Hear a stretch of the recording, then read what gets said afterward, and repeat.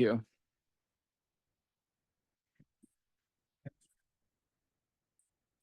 Hello.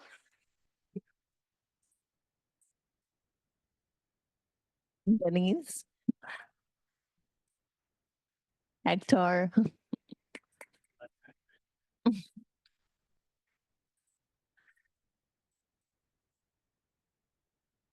We're gonna get the meeting started. We are past 5 minutes of the starting time. So if you guys can please take your seats.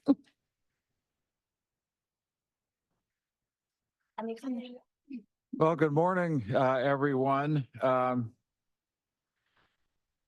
want to welcome you to this meeting of COBRO. And before we move on, let me note that simultaneous interpretation is available. And I would like to ask our interpreter, Giovanna Wormsbecker, to briefly explain how the feature works and, if possible, provide the information in the chat.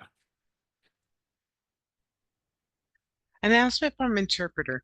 To use the interpretation feature, please scroll to the bottom of the Zoom screen where the meeting controls are. Click on the interpretation icon, a world, and select English as your language.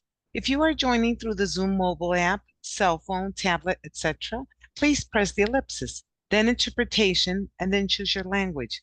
Finally, click on mute original audio to not hear the original Spanish low in the background. Headsets are available for interpretation. If you are in the meeting room, please check out a headset from the receptionist in the lobby. Aviso por parte del intérprete. Para hacer uso del servicio de interpretación, favor de desplazarse a la parte inferior de la pantalla de Zoom, donde aparecen los controles. Haga clic en el icono de interpretación, globo terráqueo, seleccione Spanish, español. Si está utilizando la aplicación móvil de Zoom, celular, tableta, etc., presione los puntos suspensivos, luego interpretación y luego el idioma. Si no desea escuchar el audio original en inglés en el fondo, por favor seleccione Mute Original Audio, silenciar audio original. Contamos con auriculares disponibles para el servicio de interpretación. Si se encuentra en la sala de reunión, favor de pedir auriculares con la recepcionista en el vestíbulo. Thank you. Thank you. And since we're in a hybrid format, I'd like to review the process and guidelines for conducting the meeting on Zoom.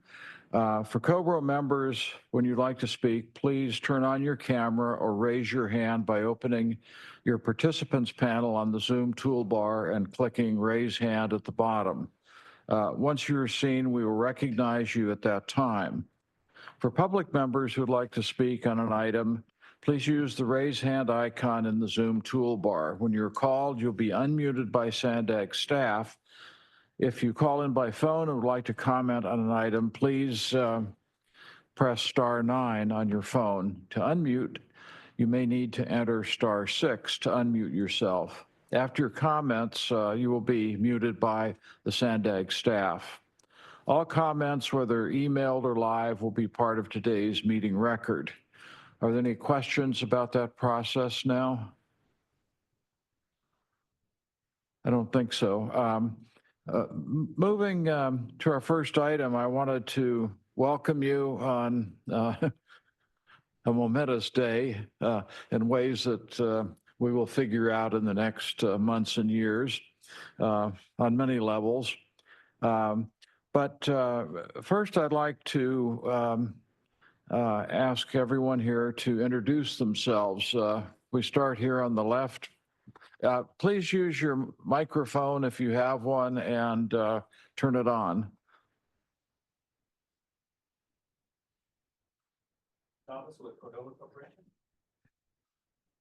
Richard Chavez with Cordova Corporation. Thank you. Vanessa Maripa, SANDAG Regional Chamber of Commerce. Hector Vanegas, SANDAG. Jose Marquez with Caltrans. Christina No with Caltrans. Alejandra Miriteran with the Otay Mesa Chamber of Commerce. Mario Orso with SANDAG. And Paul Ganster. Mariela Rodriguez with SANDAG. Evan Funk with SANDAG. Denise Garcia, County of San Diego. Miriam Mendoza with the San Diego Regional Chamber of Commerce. Claudia Basurto, Tijuana Innovadora. Luisana Gonzalez, Consulate General of Mexico in San Diego. Well, welcome to all of you, and delighted that you're here. Today, in the first item, we want to present an update regarding our ongoing efforts to enhance the task force's role, responsibilities, structure, and effectiveness. I think COBRO, during the pandemic shutdown and all of the issues related, lost a bit of momentum and focus. And over the past few months, we've been having discussions on what COBRO can better do to serve SANDAG and to serve the region, and to continue to address really important border issues that are clearly becoming more important in our region. And so this attention is much deserved. I want to thank many COBRO members who provided input over the past few months and participated in a couple of exercises to better define responsibilities and future. So key to those discussions has been SANDAG CEO Mario Orso, and I'd like to ask Mario to present the new vision for COBRO. Thank you. I think that the goal is to move us to the 21st century, right? And gain that momentum that we had before the pandemic. And going in, hitting a reset button sometimes is not bad. When we were doing evaluations of our mailing listings and different things like that, we noticed that we had 120 something, 140 in the mail list that we had not updated. Some of them were outdated, old emails, people who are not living in the border region anymore. So that really was quite of an eye-opener, together with all the good conversations all of you have been having, that maybe we should have hit that reset button and re-envision this committee and with the same goals, right? This is SANDAG is the place where we come and have conversations on tough discussions, and COBRO in challenges and opportunities. And COBRO is the working group where the U.S.-Mexico border issues begin the conversation and get floated up either to committees within this agency or somewhere else. We've grown quite a bit in the last 20 years with our border engagements. We have matured, we have transformed, we have new faces. You know, if I used to come probably 20 years as an observer, and there were different people. Some were still, some are still here. The majority are different, or we have different roles. So, like everything that needs to evolve, I think this committee also needs to evolve. And what we're going to be doing in the very near future is grabbing all the information that has been discussed internally, basically evaluating it and putting it to consideration for our leadership to move to the next phase. And we will be communicating with all of you those ideas, those structures that you all have contributed to build. That's pretty much what I have. Good. Oh, you will hear from us more about this, and we'll touch on this issue, kind of structure, function, path forward at our December meeting as well. So I think we can move on then, unless there are any questions. But also, I neglected to ask our colleagues who are on Zoom to introduce themselves. So Mariela and Evan, could you do that, please?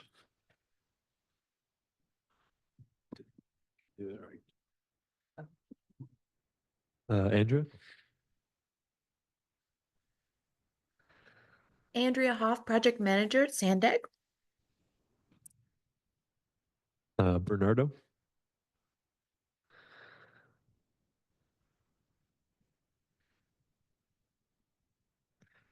Cynthia,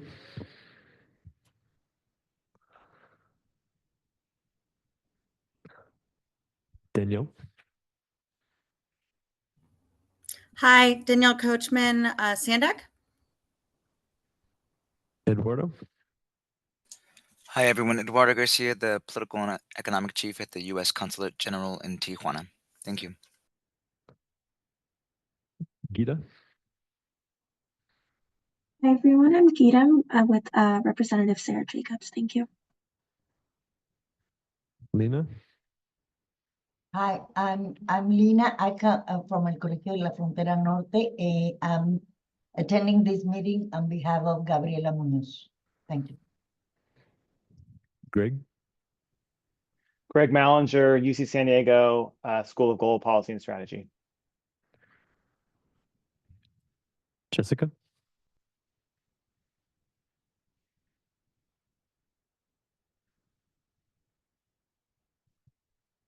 Jim,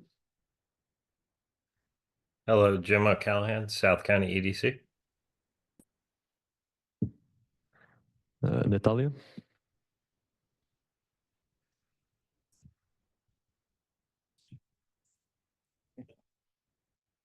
Roger, Good morning, Roger Sanchez with Caltrans. Thank you. Sandy,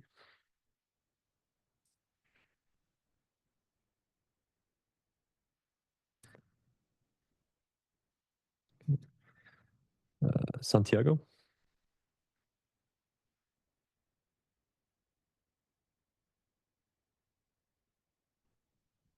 and Zach. Good morning, Zach Hernandez, planning at SANDAG. Okay. That's it. Hello, everyone. Eduardo Cabrera from Smart Border Systems here. Good afternoon. Did I miss anybody?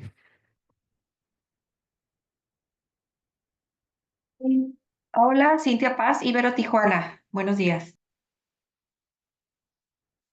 Okay, I think that's everyone, and thank you very much for tuning in. And we're delighted to see you, and hopefully at future meetings, many of you will be able to show up in person. Okay, continuing on, let's go to item 3, and we'll have a presentation by Caltrans, Christina Nyo from District 11, talk about the truck parking and medium duty, heavy duty, zero emission vehicle charging station site assessment. As you all know, electrification of the heavy duty vehicle fleet in our region is really a critical issue in terms of air quality, among other things. And this, I think, will mark really concrete efforts to move along toward electrifying the heavy-duty vehicle fleet. So, Christina? Thank you, committee, for having me here today. My name is Christina Ngo. I'm an acting project manager with Caltrans District 11. And today I will be providing an overview and an update of the truck parking, medium and heavy duty zero emission vehicle charging station feasibility study. So just to provide some background on California's transition to ZEV. So first we have the Clean Air Act that was enacted in the 1960s and allowed states to seek a waiver to set vehicle emission standards for new vehicles. And this allowed California to seek authorization to enforce its own standards for new non-road engines and vehicles. Next, we have California's Advanced Clean Cars Act, and this rule required automakers and car vendors to sell 100% ZEV light and medium duty vehicles by 2035. And as part of this, that meant that short haul and drayage trucks must have begun their transition by 2024, with a full transition by 2035. And large trucking companies must transition also by 2024, with a full conversion by 2045. One of the key documents that helped lead this study was the SANDAG Regional ZEV Blueprint that was completed this year. And it provided context of the region's existing and future ZEV landscape for these types of vehicles, along with citing criteria for infrastructure development and strategies to accelerate the conversion to ZEV truck and buses.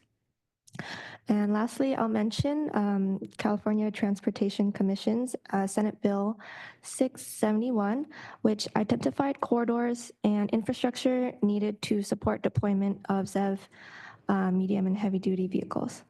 And these freight corridors that were identified in this assessment would be priority candidates, and the top 5 freight corridors being those with the heaviest freight volumes and near exposure to diesel exhaust and other contaminants.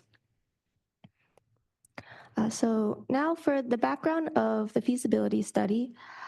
According to California statewide truck parking study, there are currently not enough spots for truck drivers to stop and rest. And so they are forced to park along side streets and along the freeways, which increases the potential for collisions with the traveling public. Also, one of the major barriers to ZEV market acceleration is the lack of charging and hydrogen-based infrastructure for medium and heavy-duty ZEVs. And this lack of availability increases the truck drivers' range anxiety and decreases their confidence in this technology. So in order for companies to adopt medium and heavy-duty ZEV fleets for interregional and interstate travel, more on-route charging and refueling is necessary. And lastly, and very importantly, medium and heavy-duty vehicles are responsible for a very large share of fuel consumption, greenhouse gas emissions, and health-threatening pollutants. And this effect on the environment is exacerbated by rising volumes across global markets. So to reverse this trend, Governor Newsom's executive order and the Senate Bill 671 advocates for the shift to ZEV alternatives with the mandate that 100% of medium and heavy duty vehicles must be, the sales must be ZEV by 2045 where feasible. So the overview for this study is that it identified potential sites and assessed their feasibility to house truck parking facilities and medium and heavy duty ZEV charging stations throughout San Diego and Imperial counties. So the methodology that was used to develop this study was first the team collected ZEV research data by looking at past studies. And these studies included the ZEV blueprint by SANDAG, SANDAG's regional plan, the CTC Clean Freight Corridor Efficiency Assessment, and the California statewide truck parking study, just to name a few. Next, we identified the priority corridors, and these were the ones mentioned in that CTC Senate Bill 671. And then we identified the potential areas that were along these priority corridors, and these areas were determined in collaboration with SANDAG and Caltrans. And next, we came up with several categories that these sites would be evaluated on and developed a rating criteria. So each of these sites would be categorized, would be rated based on these categories on a scale of 1 to 5. And after all of these categories were rated, the sites had a total average score And we were able to rank them and offer our recommendations of the sites that would be most feasible. So I'll dive a little bit more into the rating matrix and the categories that were used to assess the sites. So first we have demand. And for demand, the higher the truck volumes in the area, the higher the rating was given. And also sites that service multiple routes were given a bonus. And next we have land use. So sites were rated based on if the site was zoned for military or residential, and they were given a higher score if it was within state right-of-way or zoned for transportation, communication, or utilities or industrial use.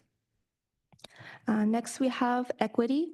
So a higher rating was given if the site is closer to a disadvantaged community or tribal land, since it would be a plus for job growth in the area. And also a higher rating if it was close to a port of entry, since this would have a positive impact on state transport. Next, we have accessibility.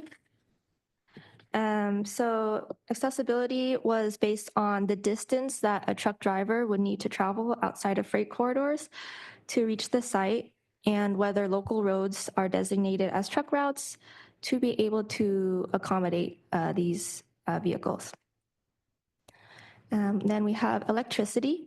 So the sites were rated based on the ease and the cost of providing electricity to the site, and higher scores were given for sites that had a higher existing grid capacity.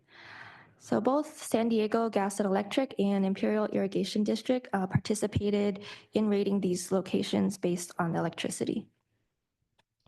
Then we have hydrogen. So since hydrogen can be transported to any site similarly to diesel fuel, all sites were assigned the same rating. However, we will be looking into the more technical components of what's needed to install the hydrogen infrastructure in the future phases. Then we have environmental. So sites were rated lower if it was more likely that endangered species, hazardous materials, or cultural resources would be impacted with the development of the site in that location. And also, it was a lower rating if environmental permits would be needed to use that site. And then we have right-of-way. So two major right-of-way factors affecting the site's feasibility was whether there's a railroad nearby that would be impacted and who owns the property. So the railroad proximity would be an important factor, since there would be added obstacles to acquire the railroad permits. And again, similarly to the land use, state-owned sites were given preference since they're easier to develop within state right-of-way as opposed to going through acquisition for federal or private lands. And then lastly, we have risk, which was not rated in this phase. However, it will be in the future phases, as Caltrans is still reviewing airspace lease requirements to make sure those are met. But the potential risks that would be considered include weather conditions. So the design would need to consider the climate in the site, such as the heat hazard, and high voltage electricity would be needed to charge these freight vehicles. And this has the potential of generating excessive heat, which could cause harm to surrounding infrastructure. And excessive heat would also potentially impede the charging speeds at these locations. And other risk factors for the site location include flooding, high winds, and potential vandalism. So for stakeholder coordination, the current project stakeholders include Caltrans, SANDAG, San Diego Gas and Electric, Imperial Irrigation District, Imperial County Transportation Commission, And in the future, private companies that will install and operate the charging stations will also be stakeholders. So permits will be required to conduct studies and collect data for potential sites that are in other agencies right of way. So we would need to engage with those agencies to go through that process and make sure they're involved every step of the way. And the project team will partner with tribal governments to ensure that the potential infrastructure does not negatively impact tribal lands. And in the next phase, the project will hold in-person and virtual outreach events for the public to notify them of the project details and receive their input. So here's a table showing the top 22 sites. So there were a total of 69 that were considered, and we narrowed it down to these top 22. So these sites had the highest average scores, and these were greater than 26 out of a possible 40 points. And these are the sites that are recommended to be studied further in the next phase. And so there's varied distribution of where these potential sites are. So they're along interstate and state routes 5, 15, 805, 905, the 8, 7, and 111. And there are several sites near land port of entries and CVFs. So for example, along the 905, we have Otay Mesa Field Office and Park and Ride and the Siempre Viva Road CVF. And also some sites along the 111 are also in close proximity to port of entries. So these were given higher ratings in the land use and the equity sections because of they would help with cross-border trade.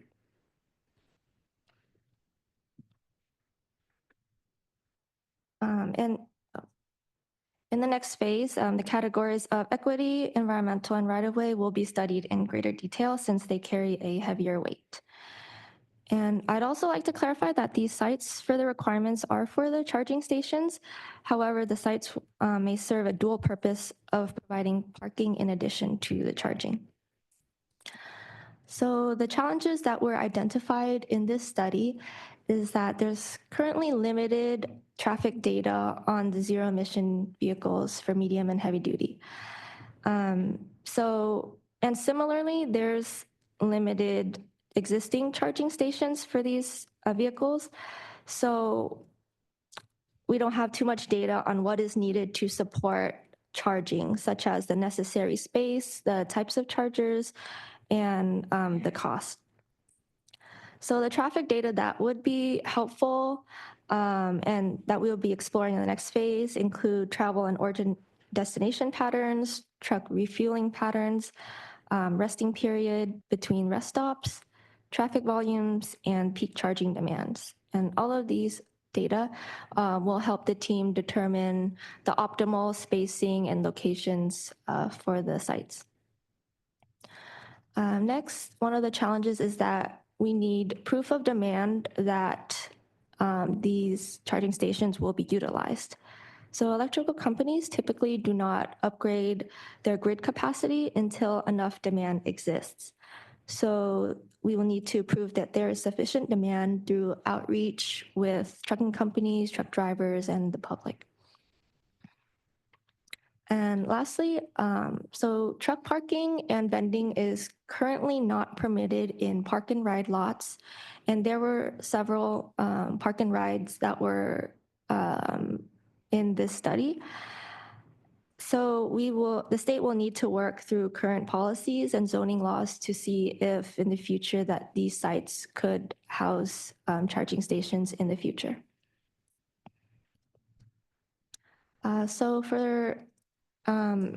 To summarize, so again, there were 22 sites, 13 in San Diego County and 9 in Imperial County.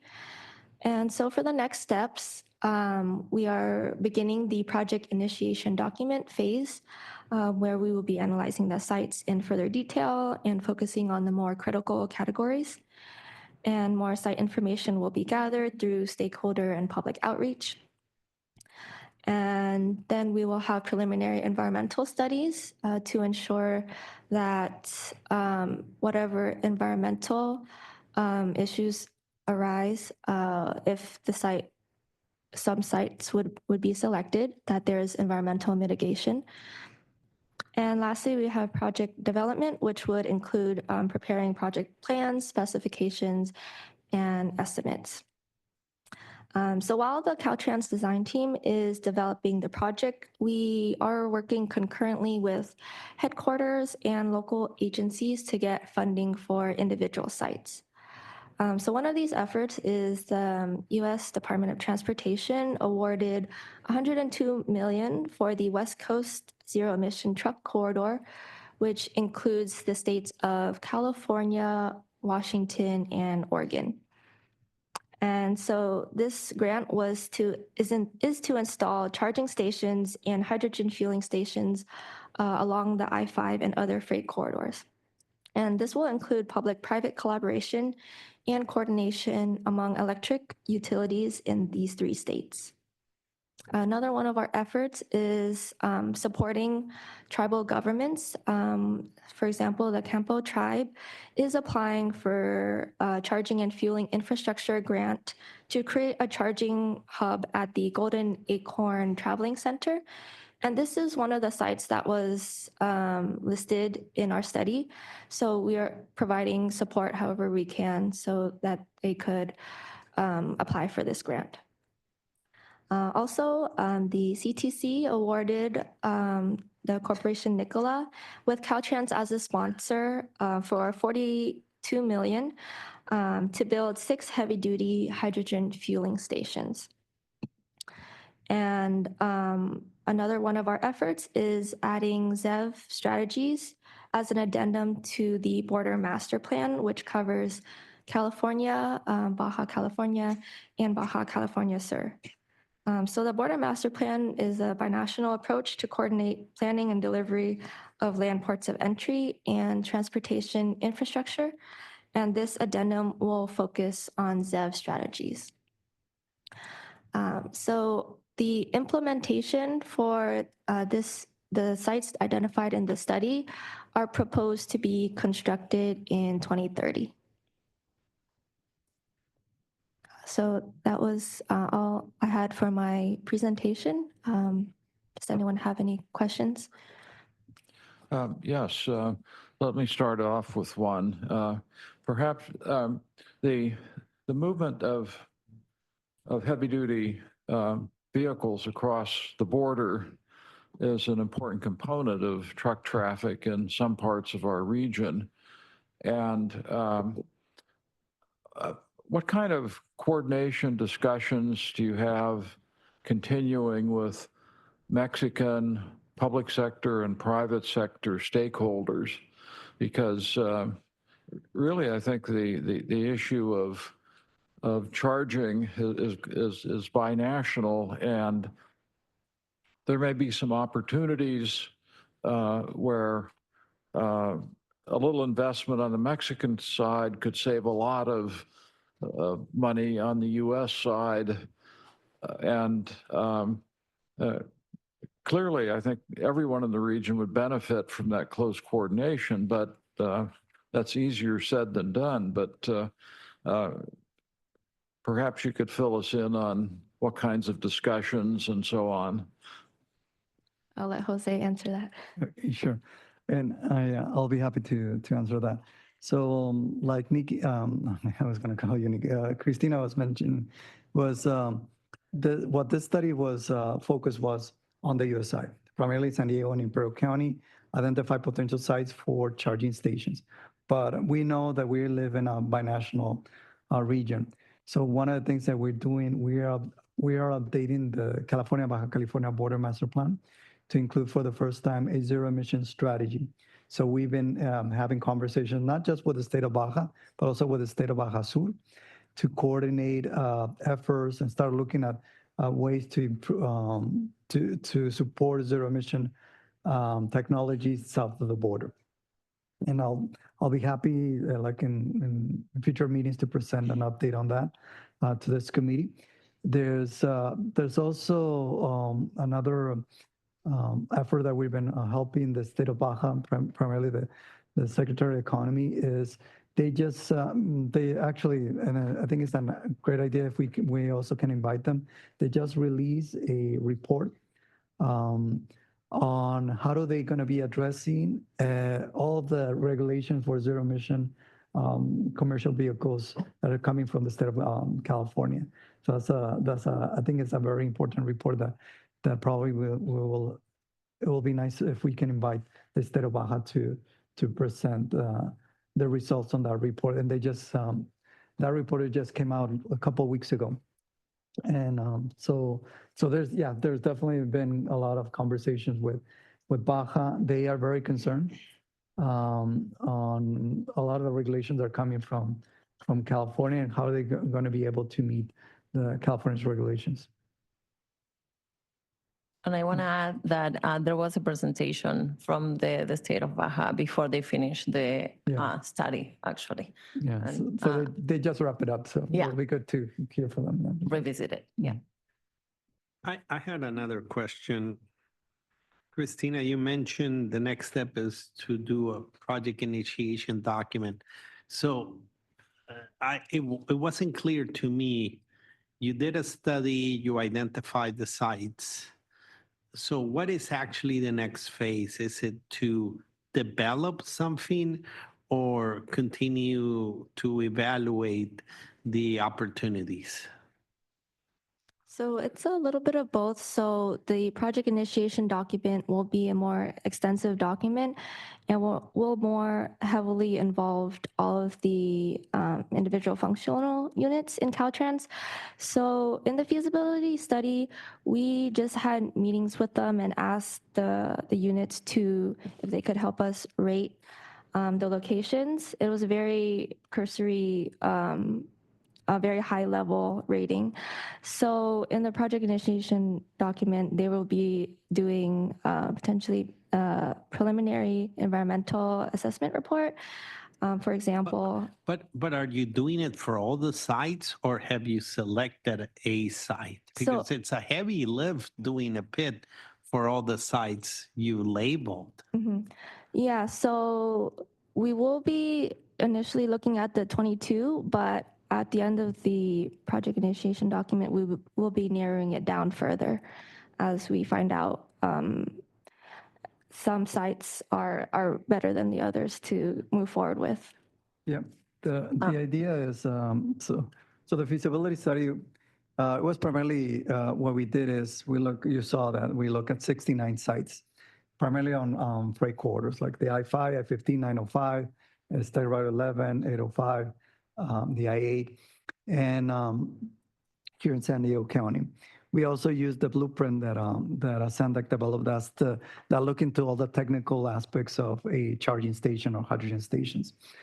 And we talked with the utilities. So we narrowed this big list from 69 to 22. Now in the project initiation document, we're going to be narrowing those sites to look at least 4 potential sites in District 11. So at least maybe 2 in Guinea County, and 2 here in San Diego, or 3 and 1. That's the next phase. Yeah. We don't have the funds for to do the analysis for all 22 sites. Yeah. Alejandra? Yeah. Oh, okay. Okay. Yeah. We have a hand up online. Eduardo Garcia, si quiere. Yeah, sure. Thank you. Yeah, so I'm just flagging the Department of Transportation is planning a workshop in December, the first week of December, Tuesday, December 3rd, on state level EV infrastructure planning. This will be in Tijuana with the goal of sort of planning out with the Baja California government.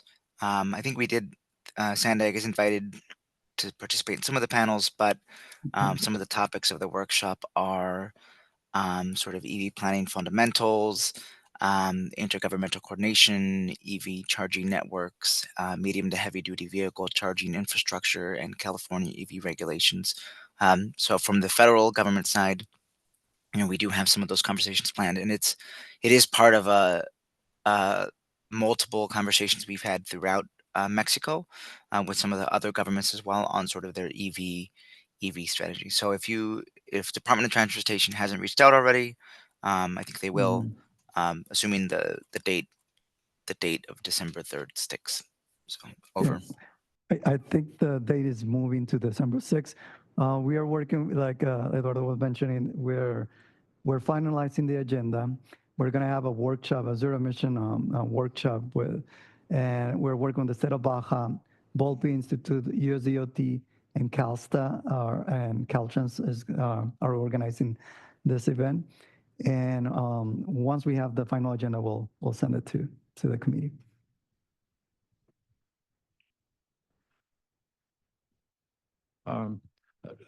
Another question, have you had any discussions about possibly funding infrastructure on the Mexican side of the border to complement the charging infrastructure on this side? I mean, we have thought about it. I mean, maybe Mario can actually answer this, but just to give an example, is building one site like this for trucks can cost between $20 to $25 million. I mean, these are very expensive charging stations, and that's not considering the land. It's just to bring all the infrastructure. It can be up to $35 million for some of these stations. But I mean, Mario, you can talk about that, like spending. We've posed the question, like you're bringing it up, Paul, and there is an old program called the Coordinated Border Infrastructure Program that it's kind of grandfathered has been grandfathered for 2 or 3 now transportation bills. And that one allows to do investments in Mexico on pilot projects. And we haven't taken it to that level on the EV charging projects. We have done other projects as pilots in the Mexican side, like border wait times. That could be an opportunity, but also we have basically advanced 4 or 5 years of that program to fully fund the Alta Mesa East project. So that limits that financial opportunity. But the question has been posed to DOT and has also been posed to the California Transportation Commission, and there are some limitations. There are limited opportunities, but we have also continuously brought up to DOT that when a new transportation bill is considered, that they considered wording on joint infrastructure investments on both sides of the border. So it makes sense, right? It takes 2 to tango. Alejandra? Unrelated to the study, but regarding the zero emission transition, and something that I think we should all be thinking of in terms of, especially with the 2 new administrations that could help us solve this issue, is also in addition to the charging challenge on the Baja side, there's the challenge that how are the Mexican truckers going to purchase the electric vehicles? And one option may be, and we know there are a lot of restrictions on Chinese imports, is the Chinese companies are making a lot of electric trucks that are much more affordable. So if Mexican companies were allowed to import those Chinese electric trucks, and then the DMV or the DOT would allow them to enter California, they're not being imported into the US, but they are being given the Mexican dual plating. I mean, that could be an option. That would solve one of the challenges.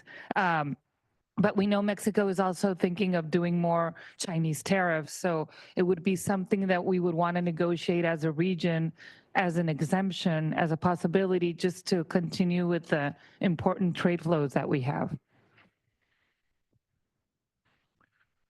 Thank you. Other questions and comments?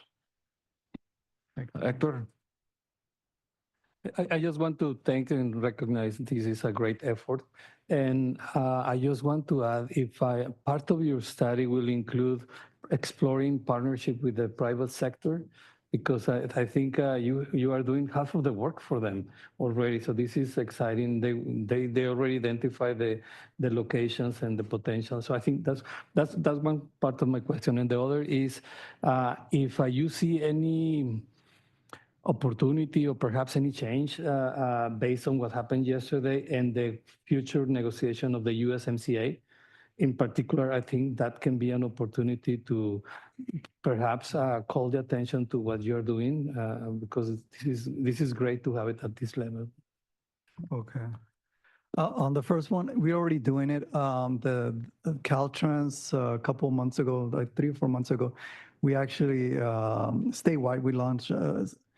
We put out a solicitation to private industry to partner for developing of charging stations. And we receive, I think, like 47, close to 50 solicitations statewide from like different businesses. So for next TCEP cycles, that's the trade quarter and guideline program, or for any funding cycles, we right now we're in the process. The state is in the process of evaluating all these proposals from all these private enterprises and businesses. And in the future, we would like to partner with them as we go for either state or federal funds to develop these charging stations. And like Christina in her presentation was mentioning, in the previous TCEP cycle, Caltrans, we partnered with Nikola, and we're going to be developing at least one charging station, hydrogen station at Otay, and how many in Southern California? 6 in total in Southern California. And we also partnered, I forget the name of the other company, for electric trucks. We're going to be developing a number of charging stations with them. And it's already, that project is already funded. So yeah, so on the second one, I don't think I have an answer on the USMCA, like the future negotiations, but yeah, it's something that we definitely have. They are starting in April of next year, so I think it's a good opportunity.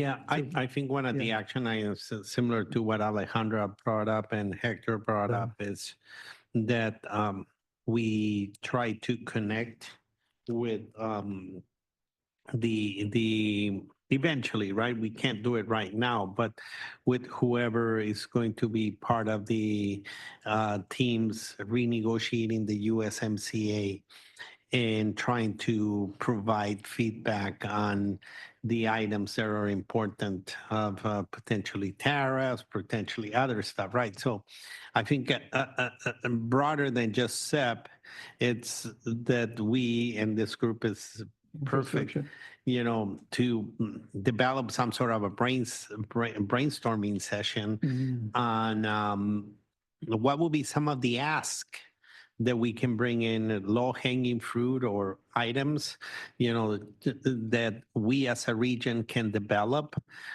for the renegotiations that are going to be occurring next year. And I think that will position us well.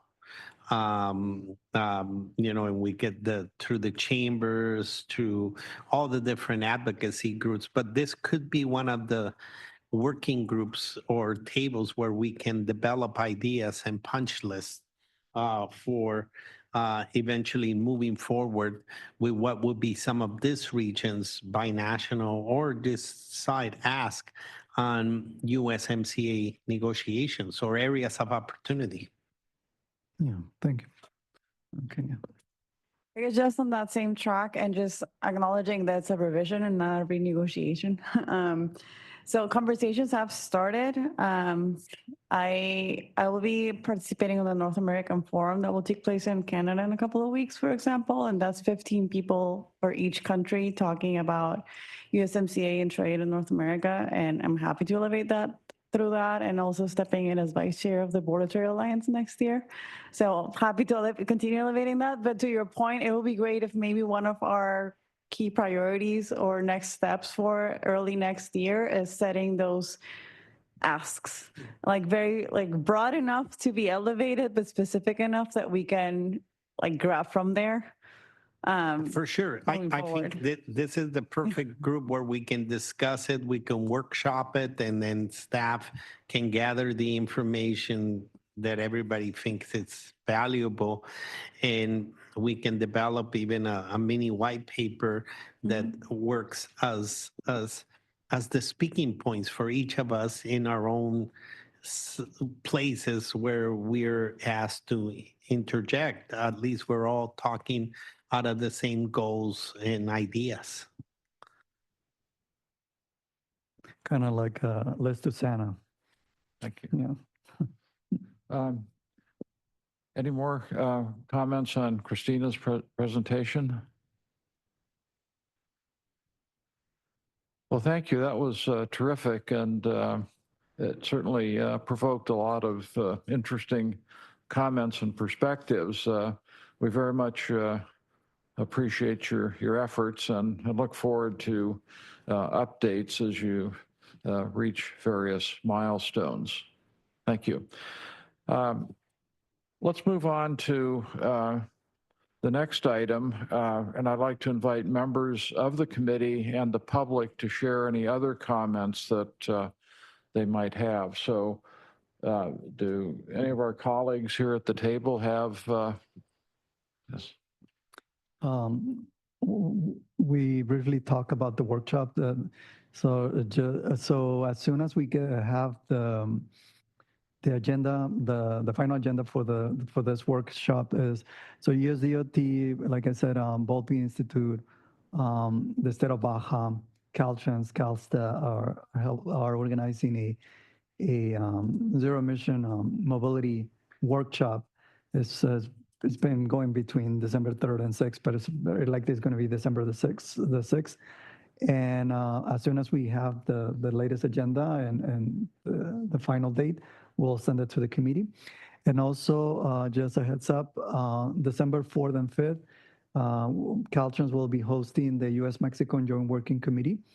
That's the U.S.-Mexico Joint Working Committee is the highest level transportation planning committee between Mexico and the United States. And the members of this committee are the 10 border states, the 6 border states from Mexico, and the 4 border states from the U.S. And is led by FHWA and USDOT on the U.S. side, and is SICTC on the Mexican side. So that's we're really happy to host that committee. And as soon as we have more information, we'll also, I think I sent some information to Mariela already, but on the committee, yeah. So that's those are 2 big events that we have coming up. I think also one of the items that we already mentioned to this committee, but we want to highlight is Caltrans provided us a grant for climate action and for the border area. And what we're going to do is, in partnership with Caltrans, is as Caltrans has developed and has been the lead on the transportation border master plan. Jose's working on the update for zero vehicle emission infrastructure. We want to kind of follow the same process and develop kind of a companion document that will be a climate action plan gathered for the border region. There's a lot of work has already been done by multiple agencies on both sides of the border. So this will be bringing those agencies and bringing their work together and basically developing a blueprint of what would be a border master plan for our border region and setting up our priorities for different climate action or environmental projects that could be companion with our growth and our transportation projects. It's kind of like growing with responsibility, right? And this would also be very helpful because it could set the blueprint for future funding efforts on both sides of the border at the federal level or other organizations or even at the state level, because when you're in a planning document that has been agreed by the major stakeholders, it becomes a priority. So that's something that is very, very important that we are very engaged in and committed to develop in this area. As a little piece of information today, right now next door, there's a mini milestone occurring because there's interviews happening with a very big selection panel for the design, for the contractors for Otay Mesa East. So I just pass it on as information because it's a major milestone. Some of us have been waiting about 17 years to be able to hire the contractor. Now we need to be able to give the green light for that contractor to move ahead. But the interviews are occurring as we're speaking. So that's something pretty cool. Alejandra? That's very good news. I wanted to bring up, and Jose, correct me if I'm wrong. I recently learned from Jose Marquez that the reservation system at the Otay Mesa Cargo Port project that we're excited about, the funding for that has been, not depleted, eliminated. So that project is no longer moving forward. Bringing it up in case there are other funding opportunities now that Mario is talking about receiving grants for climate change. So even though we did speak to the Office of Assemblymember Alvarez, it seems like it's going to be a challenging year to get new funding from the state of California. But I guess I'm bringing it up in case there are other opportunities, Mario, to continue that study. And also if we see other opportunities for doing this project from the top down, meaning as a pilot from CVP versus, I mean, that's another possibility, and they should be interested, and it's something we can try to bring up with the new administration or whoever's at CVP, our congressional delegation. And I know there was some members from Congressman Sarah Jacobs on the call, but if we could try to get into CVP's radar, maybe they could fund it because it's something that impacts climate change. Last time that we talked, Alejandro and I mean, the program got cut. Now it looks like it's coming back. So so that's good. Not totally. So So let me give some background. Alejandro's talking about last year we also completed a feasibility study to look into what if we develop an appointment system for commercial vehicles out of our land ports of entry. Right now, there's if you want to access a marine terminal at the ports of LA and Long Beach, you need to have an appointment. They have an appointment system, and this is this has helped them manage the traffic congestion in the vicinity of the marine terminals. So we got the idea from them. We developed this feasibility study, very high level, and very similar to what we did with the charging infrastructure study. And then the next phase was going to the project initiation document. So like Alejandro was saying, we were like, you probably heard that the state has a big hole in the state budget. So they've been cutting some of our programs. And fortunately, it looks like we're going to be able to go to the next phase for the project initiation document. We're still going to need funding for what we call a concept of operations. That's the document that's going to be looking at all the technical aspects, so like the system, the software, all that kind of stuff. We still need funds for that, but and also we also got some funding to develop some outreach for that concept. So maybe in a future meeting we can talk about that specifically, that project. Yeah. Jose and Cristina, could you guys look into bundling the PIT that you're doing for SEP and bundling it with potentially also making it a potential staging area, and then we do separate the CONOPS If you're looking, let's say, on the 20 acres next to the CDF as a possible charging area, if you're looking into paving it, fixing it, and all that, we can be looking or pursuing in parallel funding for the technology. Because one thing is the technology, another is the civil infrastructure.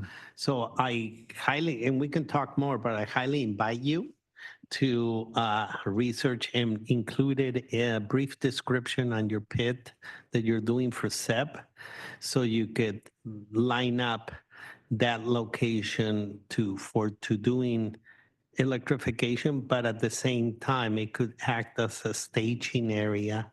And then we can work in parallel on bringing in the technology that will probably be wireless. Okay.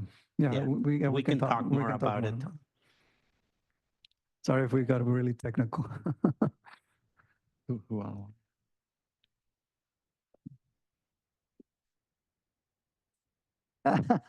Yeah.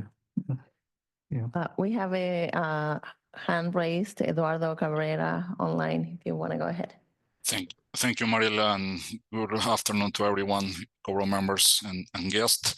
Refreshing my intro, and I'm very aligned with your last comments. I'm Eduardo Cabrera, founder and CEO of Smart Border Systems, and I remember being a proactive observer of SANDAG sessions, during a session of regional planning last year in Secut, Tijuana, with Hector and other members. I submit the concept of the smart lanes for before our ports of entry. I think we have a very good progress to share, and I'm looking to explore collaborations with this group of stakeholders. Overall, the smart lane is the San Diego-Tijuana technology response to its inherent cross-border mobility challenges. Through a digital platform, commuters program their arrivals to automated lanes before checkpoints, minimizing wait times. The technology is powered by a proprietary patent and concepts. The technology organizes, categorizes, and distributes commuters across all available lanes and ports of entry, making it an inclusive way to dignify commutes. The systemic and interconnected approach for border management represents a groundbreaking view that goes beyond San Diego and Tijuana, and by adopting intelligent arrival systems, customs authorities and commuters connect and exchange information for a stronger and safer cross-border community. So I'm looking forward to try to share and explore these collaborations with Cobro and all the members and all the initiatives like Otay Mesa East. Thank you so much, and that's it. Thank you. We have with us today from the County of San Diego, Denise Garcia. Denise, maybe you could take a minute and tell us what you're doing with the county. I think it's, or as long as you want. I like to put people on the spot, but I think, the county's involvement in border-related issues is very important. Well, thank you for that opportunity to share what I'm doing. Hi, everyone. I already introduced myself. I'm Denise Garcia with the County of San Diego, and I'm the county's first Chief Binational Affairs Officer. I am in the Government Affairs Department, and I've been in this role since March, so it's going to be about 8 months now. And what I did for the first couple months, as I mentioned to pretty much a lot of you around this table, is an assessment of what the county is already doing as far as cross-border and binational issues. Meeting with different departments, meeting with different agencies and offices on what is the county currently doing. We do have an Office of Border Health through HHSA. We have folks in the Public Defender's Office that are doing cross-border training with attorneys, which is really exciting because a lot of these things I wasn't familiar with either. So putting together this database of information of what the county is currently doing and where does my role fit into all of this. I also have a consultant now that is interviewing a few folks internally in the county and also externally to get input from stakeholders and to learn what the community really needs and the region really needs. So I'll be working with him for the next couple of months, gathering information from internal county stakeholders, external county stakeholders, putting together this information, developing a strategic plan and a mission vision for my role and for the binational work in the county. We're also looking at having a public meeting. I don't have a date for that, but of course that'll be shared with all of you so you can share with all of your constituents and stakeholders to make sure that, again, we're hearing the voice of not just those of us that work on binational issues, because a lot of us have worked in these issues for a very long time in many different roles, but also what does the rest of San Diego County and our region really need, and where does this role fit into all of that? So that's what I've been doing the last couple months. That's what I will continue to do in the next coming months. I look forward to connecting with all of you and getting the information, the input, and really making this something that works for all of us in the region and that can transcend administrations, transcend my existence, and continues to be a part of our region, because that's what I believe we really need. So thank you for the opportunity. I appreciate that. Thanks. Sorry to put you on the spot, but not really. I'm glad you're here. It was better that I wasn't prepared. I think it came out better than if I had notes. Good. Well, do we have any other comments? Otherwise, we'll close the meeting a bit early and look forward to seeing you all on December 4th at 10:30 a.m., I think in the same location, right? Okay, well, thanks very much for coming and look forward to your continued participation. Thank you.